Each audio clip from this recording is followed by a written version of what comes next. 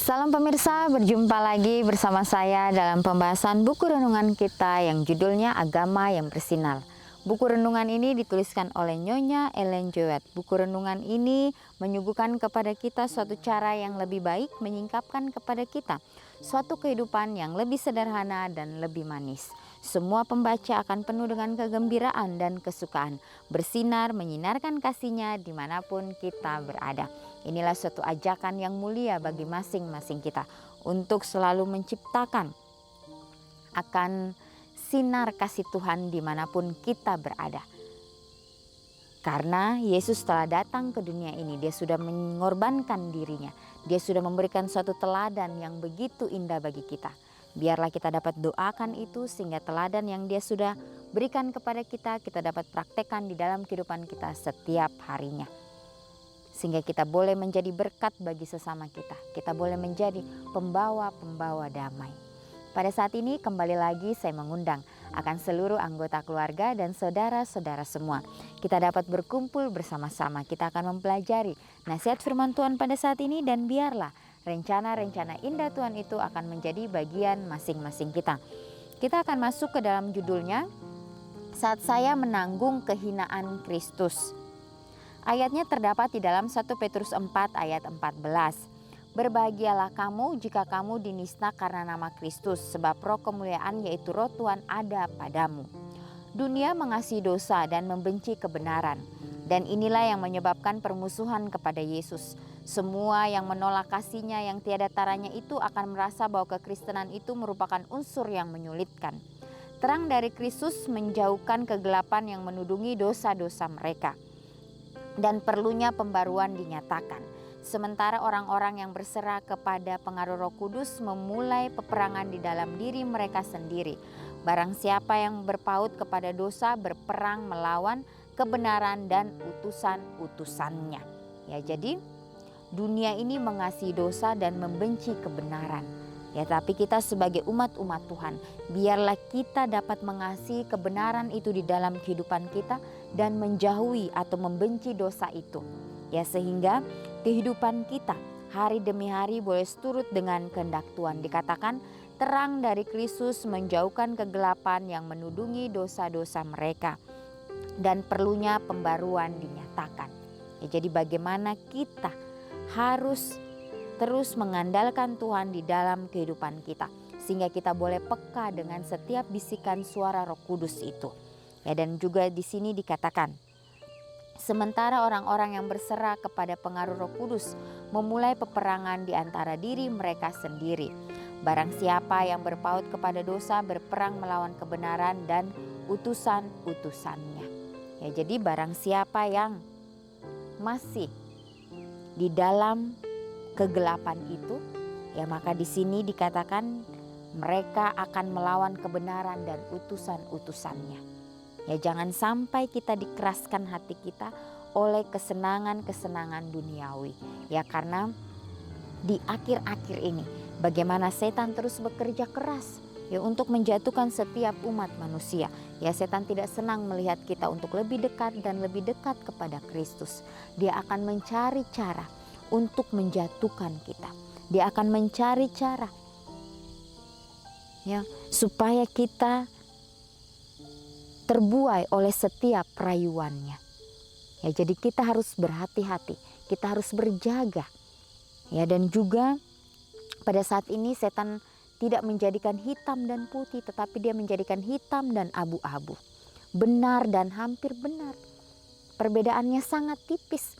Ya, kalau kita tidak berserah sepenuhnya kepada Tuhan, maka kita akan ditipu daya oleh si jahat ini. Ya, betapa pentingnya untuk kita menyerahkan setiap beban kehidupan kita kepada Tuhan. Sehingga Tuhanlah yang akan memberikan kita kesanggupan, memberikan kita kekuatan untuk terus melangkah hari demi hari. Dengan demikian pertengkaran sudah terjadi dan pengikut-pengikut Kristus dituduh sebagai pengacau orang banyak. Tetapi perhubungan dengan Tuhan itulah yang menjadikan mereka musuh dunia ini. Mereka itu menanggung hinaan karena Kristus. Mereka mengikuti jejak jalan yang telah dijejaki oleh yang termulia di dunia ini. bukannya dengan duka cita melainkan dengan sukaria.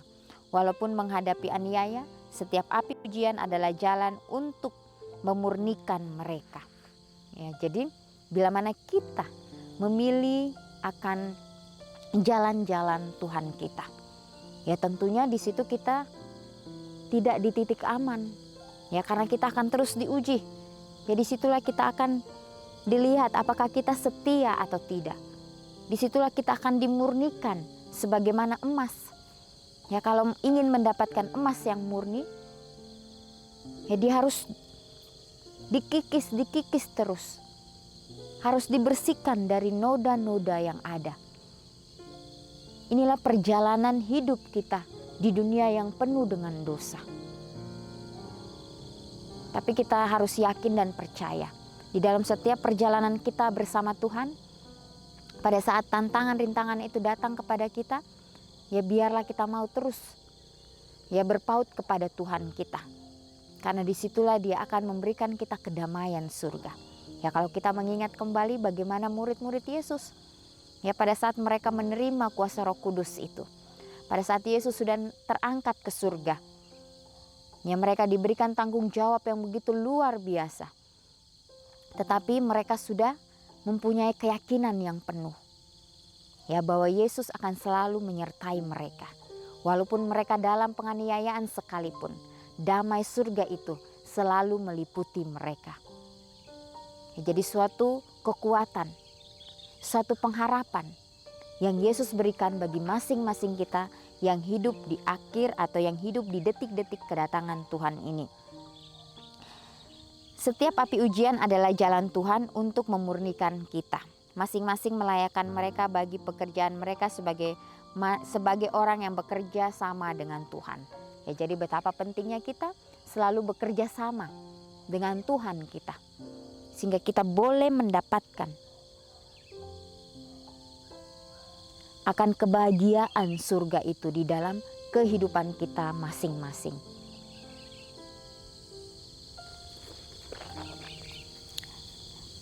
Setiap kesukaran mempunyai tempatnya dalam kebenaran yang besar itu, dan masing-masing akan menambahkan kesukaan kemenangan mereka yang terakhir. Memandang hal ini, ujian iman dan kesabaran mereka akan diterima dengan tulus ketimbang ditakuti dan disingkirkan. Ini ditulis di dalam Alfa dan Omega jilid 5 halaman 324 dan 325. Ya, jadi sudah sangat jelas nasihat firman Tuhan. Ya, tentunya kita sudah membaca firman Tuhan, sudah mendengarkan firman Tuhan. Ya, apakah kita hanya berdiam? Apakah kita tidak mau mengambil tindakan?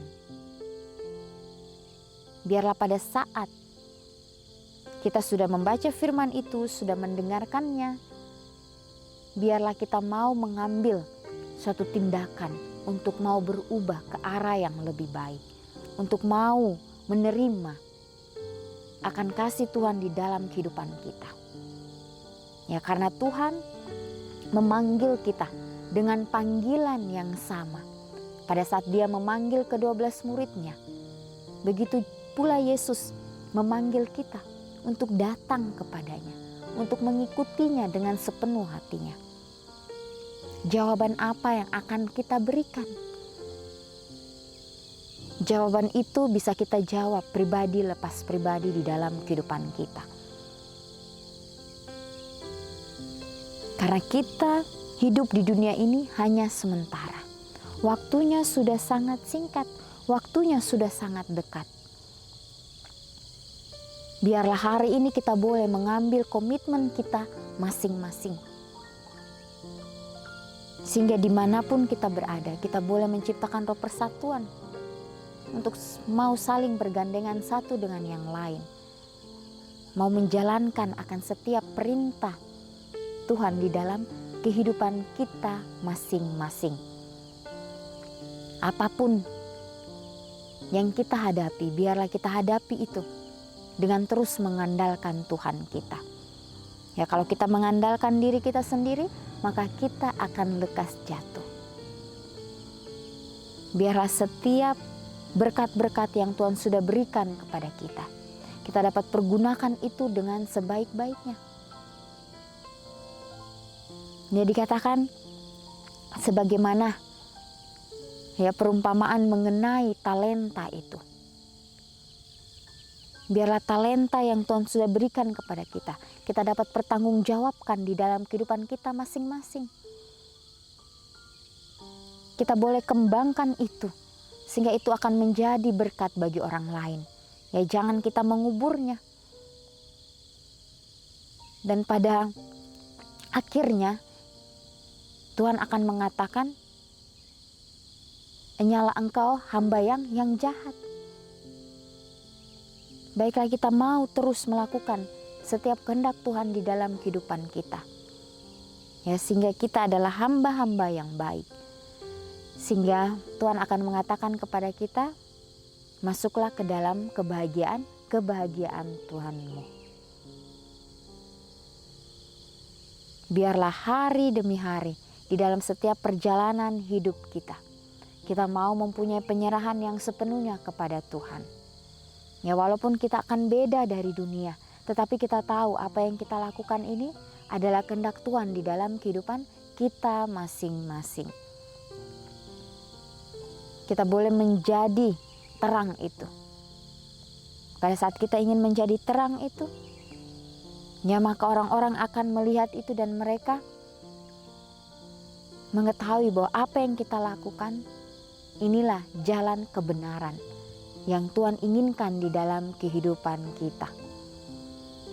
Ya, jangan juga kita menjadi orang-orang yang terlalu fanatik. Ya, tapi biarlah kita meminta hikmat dari Tuhan, sehingga apa yang kita lakukan boleh seimbang antara apa yang kita katakan, apa yang kita lakukan. Ya, jangan berat sebelah. Ya, kalau kita berat sebelah, ya maka semuanya itu tidak dapat berjalan dengan baik. Apapun yang kita lakukan, kita meminta hanya hikmat dari Tuhan saja. Ya, sehingga pada saat kita mempunyai sinar itu tidak menyilaukan orang lain, tetapi sinar itu akan membawakan kedamaian kepada mereka. Jadi suatu pelajaran yang sangat indah pada saat ini. Biarlah teladan yang Yesus sudah berikan untuk kita, itu dapat kita praktekkan di dalam kehidupan kita. Ya, teladan sebagaimana Ia menjalankan kehidupan yang sederhana. Apapun yang Dia lakukan dengan sepenuh hatinya. Dan Yesus juga yang mengalami akan beban-beban di dalam kehidupan karena Dia menanggung setiap dosa daripada seluruh umat manusia yang ada di dunia. Begitu berat beban yang Dia pikul. Apakah kita mempunyai beban itu di dalam kehidupan kita saat ini? Ya, tentunya tidak. Ya, Tuhan hanya ingin supaya kita dapat merubah kehidupan kita untuk mempunyai karakter seperti Dia. Ya, kita tidak perlu berkorban sebagaimana Yesus berkorban, tetapi setidaknya kita mau melakukan hal-hal yang terkecil dalam kehidupan kita. Yesus mati untuk semua umat manusia. Ya, kita tidak perlu mati untuk umat manusia itu, seluruh umat manusia ini. Tapi Yesus mau supaya kita terus belajar daripadanya. Karena bila mana kita menyerahkan akan setiap beban kehidupan kita, maka Yesus akan meringankan itu di pundak kita. Maka kita akan melangkah terus hari demi hari. Biarlah di dalam setiap kehidupan kita, di dalam apapun yang kita lakukan, kita terus meminta akan tuntunan Tuhan, meminta akan pertolongan Tuhan, sehingga apapun yang kita lakukan di dalam kehidupan kita, biarlah itu ya dapat menjadi suatu sukacita di dalam kehidupan kita. Ya, dikatakan terang dari Kristus menjauhkan kegelapan yang menudungi dosa-dosa mereka, dan perlunya pembaruan dinyatakan, sementara orang-orang yang berserah kepada pengaruh Roh Kudus memulai peperangan di dalam diri mereka sendiri. Barang siapa yang berpaut kepada dosa berperang melawan kebenaran. Ya, jadi sudah sangat jelas nasihat firman Tuhan. Biarlah kita boleh berserah kepada pengaruh Roh Kudus itu, sehingga kita pun akan terus dibimbing ke arah yang lebih baik lagi untuk melakukan kehendak Tuhan di dalam kehidupan kita masing-masing. Biarlah nasihat firman Tuhan pada saat ini boleh terus memberikan kita suatu semangat yang baru hari demi hari untuk mengandalkan Tuhan di dalam kehidupan kita masing-masing. Ya pemirsa, inilah nasihat firman Tuhan pada saat ini. Kita akan berjumpa lagi di kesempatan yang berikutnya dan Tuhan memberkati.